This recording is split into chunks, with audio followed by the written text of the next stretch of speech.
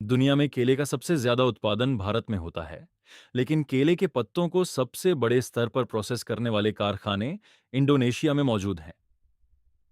आमतौर पर केले के पत्तों का उपयोग सिर्फ समारोहों या धार्मिक अवसरों पर भोजन परोसने के लिए किया जाता है, और लोग सोचते हैं कि उनका इस्तेमाल बस यहीं तक सीमित है।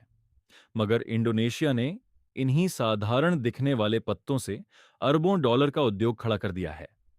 वहां बड़े बड़े प्लांट हैं, जहां रोजाना ट्रकों में भरकर केले के पत्ते पहुंचते हैं। इन फैक्ट्रियों से ऐसी ऐसी चीजें तैयार होती हैं कि देखकर अंदाजा लगाना मुश्किल हो जाता है कि उनकी शुरुआत केले के पत्तों से हुई थी। इस पूरी कहानी की शुरुआत खेतों और केले के बागानों से होती है। केले के पेड़ में एक बार फल आने के बाद दोबारा फल नहीं लगता। पहले किसान फल काटने के बाद पेड़ और पत्तों को खेत में ही छोड़ देते थे, जहां वे धीरे धीरे सड़कर खत्म हो जाते थे। लेकिन इंडोनेशिया में अब ऐसा नहीं होता। फल काटने के बाद किसान बड़े और सही हालत वाले पत्तों को अलग करके जमा कर लेते हैं। कई इलाकों में किसानों और फैक्ट्रियों के बीच सीधे समझौते होते हैं। कंपनी के एजेंट गांवों में जाकर पत्ते खरीदते हैं और उन्हें ट्रकों में भरकर एक साथ फैक्ट्री भेज देते हैं। कोशिश की जाती है कि पत्ते ज्यादा देर तक पड़े न रहें और ताजी हालत में ही प्रोसेसिंग यूनिट तक पहुंच जाएं। फैक्ट्री में पहुंचने पर सबसे पहले विशाल वॉशिंग सेक्शन दिखाई देता है। यहाँ केले के पत्तों को लगातार धोया जाता है। उन पर लगी मिट्टी, धूल, कीट और खेती में इस्तेमाल हुए रसायनों को पूरी तरह साफ कर दिया जाता है। सफाई के बाद पत्ते कन्वेयर बेल्ट पर आगे बढ़ते हैं और अगला चरण शुरू होता है, छंटाई। आप हर पत्ता एक जैसा नहीं होता।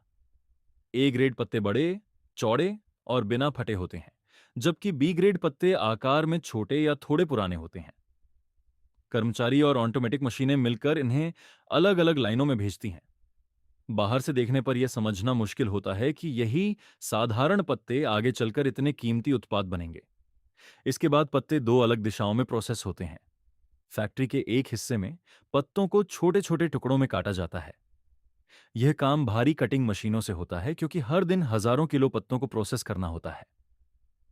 कटे हुए टुकड़ों को फिर ग्राइंडिंग यूनिट में भेज दिया जाता है। यहीं असली प्रक्रिया शुरू होती है। बड़े इंडस्ट्रियल ग्राइंडरों में पत्तों के टुकड़े डाले जाते हैं और तय मात्रा में पानी मिलाया जाता है। मशीनें घूमते हुए पत्तों को पीसती हैं और कुछ समय बाद वे गाढ़े हरे पेस्ट में बदल जाते हैं।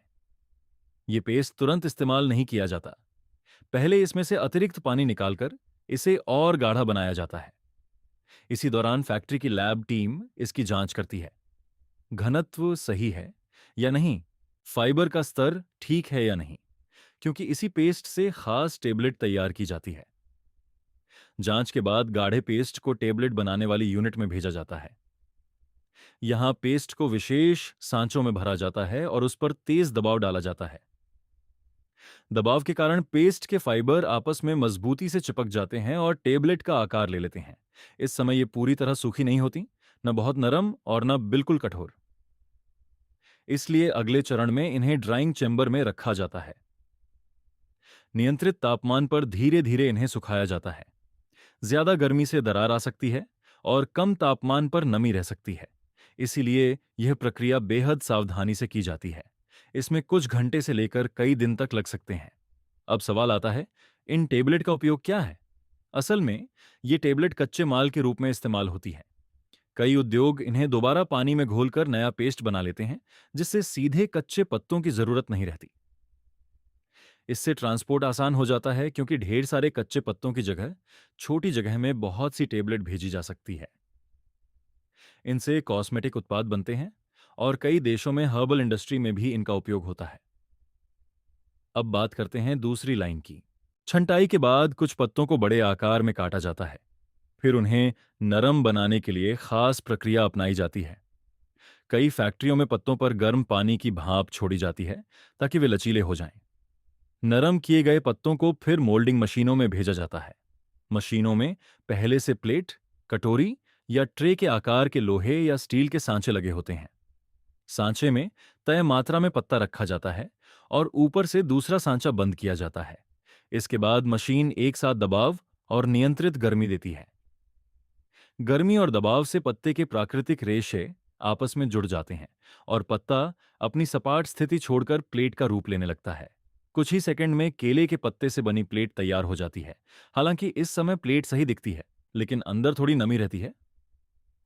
इसलिए इन्हें सीधे बाजार में नहीं भेजा जाता, बल्कि कन्वेयर बेल्ट से ड्राइंग यूनिट में ले जाया जाता है। यहाँ नियंत्रित तापमान पर धीरे धीरे सुखाया जाता है ताकि प्लेट टेढ़ी ना हो, फटे नहीं और भीतर नमी न बचे। सूखने के बाद प्लेट काफी मजबूत हो जाती है। इसके बाद क्वालिटी चेक टीम हर प्लेट की जांच करती है, कहीं दरार तो नहीं, आकार सही है या नहीं, किनारे स्मूथ हैं या नहीं। जिन प्लेटों में कमी होती है उन्हें अलग कर रिसाइकलिंग लाइन में भेज दिया जाता है। जो प्लेटें मानकों पर सही उतरती हैं उन्हें साफ किया जाता है और जरूरत पड़ने पर हल्का सैनिटाइज भी किया जाता है, ताकि वे भोजन परोसने के लिए पूरी तरह सुरक्षित रहें। अंत में प्लेटों को गिना जाता है, बंडल बनाए जाते हैं, पैकिंग की जाती है और फिर इन्हें गोदाम में रखा जाता है या सीधे होटल, रेस्टोरेंट, कैटरिंग सर्विस और निर्यात के लिए भेज दिया जाता है।